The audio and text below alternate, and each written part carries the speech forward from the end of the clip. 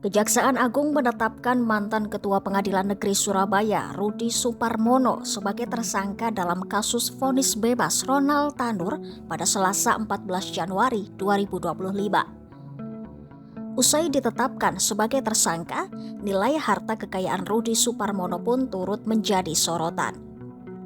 Berdasarkan laporan harta kekayaan penyelenggara negara yang disampaikan 23 Januari 2024, Rudi Suparmono memiliki total harta kekayaan sebesar 2,9 miliar rupiah.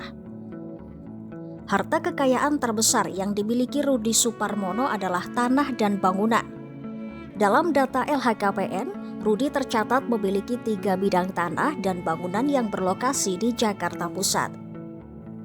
Rudi juga tercatat memiliki kendaraan roda 2 dan roda 4. Selain itu, Rudi juga tercatat memiliki harta bergerak lainnya, kemudian kas dan setara kas.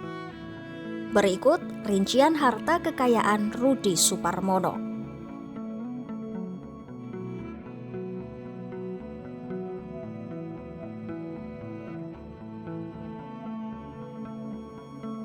Rudi Suparmono resmi ditahan pada Selasa 14 Januari 2025 malam setelah menjalani pemeriksaan dan dijemput tim penyidik dari kediamannya di Palembang, Sumatera Selatan.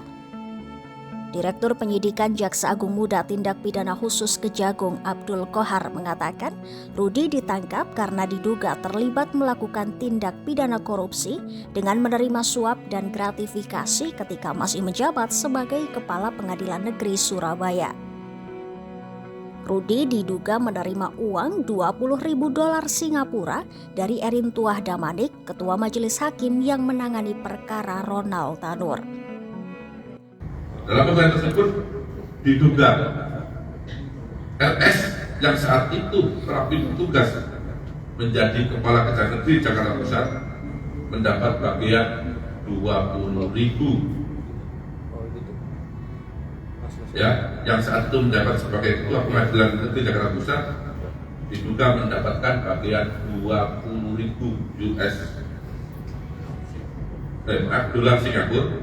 Sebelumnya, Kejagung resmi menetapkan Rudi Suparmono sebagai tersangka dalam kasus dugaan suap dan gratifikasi terkait penanganan perkara tindak pidana umum di Pengadilan Negeri Surabaya atas nama Gregorius Ronald Tanur. Rudi disangka melanggar sejumlah pasal dalam Undang-Undang Pemberantasan Tindak Pidana Korupsi. Sebelum terseret kasus ini, Rudi Suparmono menjabat sebagai Ketua Pengadilan Negeri Jakarta Pusat, kemudian dipromosikan menjadi Hakim Pengadilan Tinggi Palembang.